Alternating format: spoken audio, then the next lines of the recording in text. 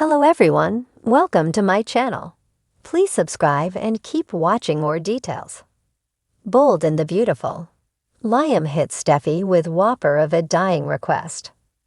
Bold and the Beautiful is squeezing all they can out of Liam Spencer's death sentence, starting with his time with Steffy Forrester and using flashbacks of their special times together on the CBS soap. Soon, Hope Logan gets her turn. She doesn't know yet that Liam is dying. But during Liam's time with Steffy, he makes one huge last request, which is a whopper. But it seems Steffy agrees to see it through, as B&B spoilers suggest she's already started. As the Bold and Beautiful episodes roll along, Liam Spencer, Scott Clifton, is on a death watch after a fatal diagnosis. So far, Steffy Forrester, Jacqueline McSinswood, and Finn, Tanner Novlin, make up his support system, along with the doctors. That's because Liam refuses to tell anyone else about his fatal condition. Steffy battles with Liam over telling Hope Logan, Annika Noel, this week. But he isn't ready to tell Hope yet.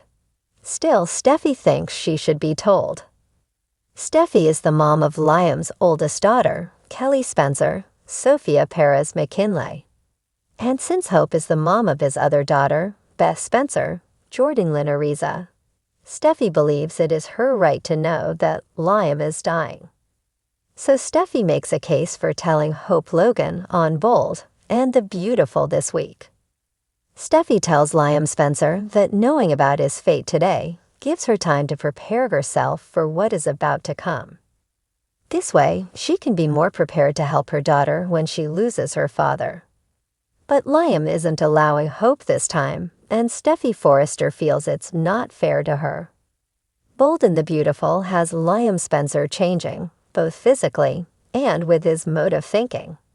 He got upset while talking to Steffy and grabbed his head in his hands, seemingly from pain. But he is also thinking about the legacy he wants to leave for the people he loves, especially his two daughters. He blames himself for the bad blood between Steffy Forrester and Hope Logan. Despite Steffy telling Liam that their problem goes much further than that, he believes he was the start of it all. So for that reason, he wants Hope and Steffy to get along as the mothers of his two daughters. He thinks both these women would be a big support system to each other and his girls. So he makes that request of Steffy, who jokingly suggests that's a big job. Steffy Forrester jokes on Bold and the Beautiful this week about Liam's request and how it won't be an easy feat. Liam laughs but lets Steffy know how his diagnosis of death has changed his outlook on life. He thinks Steffy and Hope should bury their differences and concentrate on their kids. And believe it or not, Steffy does too. They can support each other, as both girls will be left fatherless. He's also pushing Hope back into Carter Walton's, Lawrence St. Victor arms, which confuses Steffy, as she thinks Hope is the mastermind behind the FC takeover. But Liam's words to Steffy get her thinking. He suggests everyone makes mistakes, and he sees the spark in Hope's eyes when she's with Carter. Today that light is dim, so he wants to see Hope find happiness again with the man she loves. Little does Liam know that despite thinking his request for Steffy and Hope to get along is a tough one for these ladies, Steffy is already in that mindset. We heard her tell Finn last week on Bold and Beautiful that the anger between her and Hope seems unimportant in the scope of things. So while Liam seems to think he's making almost an impossible request, it looks like Steffy is already working on it, as she tells Hope this week about Liam's diagnosis, despite his wishes not to. The Bold and the Beautiful previews have a very emotional Steffy telling a stunned Hope what is going on with Liam. So it looks like Steffy took the ball and ran with it, which indicates Liam Spencer is about to get two loving caretakers when things go downhill. That is, if B&B doesn't throw in a last-minute through the oversized windows of the Cliff House, casting golden streaks across the hardwood floors. Everything seemed too still, as though the world itself were holding its breath.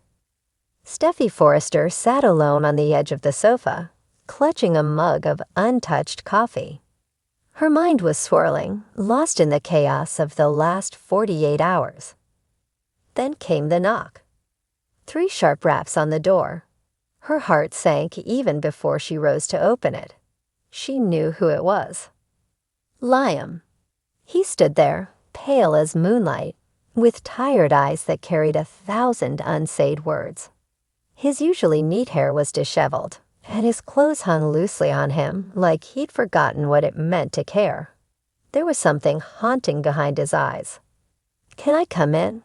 His voice was barely above a whisper. She nodded silently, stepping aside. Liam walked in, slowly, deliberately, like each step was costing him something he didn't have to spare. He turned to face her, trying to muster a smile that didn't quite make it. "Thanks," he murmured. "I didn't know who else to come to." Steffi's throat tightened. "What's going on, Liam?" "You've been distant. Since." "I know," he cut in. "I know I've been shutting people out. Hope, the kids, even Bill. But I couldn't anymore. Not with you." His voice cracked. "Liam." She reached out to touch his arm, but he flinched just slightly. "Talk to me, please." He looked around the room as though trying to anchor himself in the familiarity. Then, after a long pause, he sat down across from her and took a deep breath. "I just came from the doctor," he said. "Another round of tests. Blood work, scans." Steffi leaned in, concern etched into her features. "And there's a tumor in my liver. Malignant. Fast-growing." The words struck her like a slap. "No," she whispered, shaking her head in disbelief. "No, Liam, there must be a mistake. You're young, I'm dying, Steffi," he said plainly. 6 months, maybe less." She stood, pacing now, her body trembling. "This can't be real. There are treatments, there has to be something. We can call specialists." "I've already done that. It's aggressive, inoperable." Tears welled up in her eyes. The weight of it all pressed down like gravity had doubled.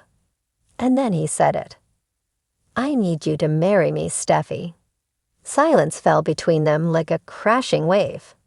She turned sharply. "What?" "I need you to marry me. Not because of love, not just that, but because of Kelly. I want her to remember me. As her father. As a family. I want her to have photos, memories, something to hold on to." Steffi was speechless. The air felt thin, like she couldn't breathe. "You're married to Hope." Liam nodded solemnly. "Hope and we've grown apart." This news only made it clearer. She's trying, but I can see she's already pulling away. She's angry at me for not telling her sooner. I needed time to process it myself. "And you think a wedding solves this?" "No, not solves, but it gives Kelly something tangible. Something whole, even if it's brief. I want her to see us, united. A family. I want her to remember me with you, the way it started." Steffi sat down again, her head in her hands.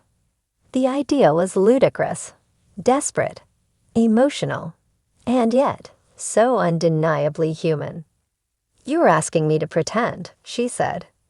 "To go through a wedding, knowing it ends in a funeral.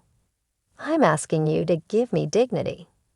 To give our daughter a memory of her parents together. To give me a goodbye that means something." Her heart shattered. This was Liam. The man who had shared her life, her dreams, her daughter. Their history was complicated, layered with betrayal, redemption, and love. And now he was asking for one final chapter, a chapter she'd never imagined. "I don't know if I can," she whispered. "I'm not asking you to love me again. I just want us to be a family for a little while longer. Please, Steffi." She looked at him then, really looked.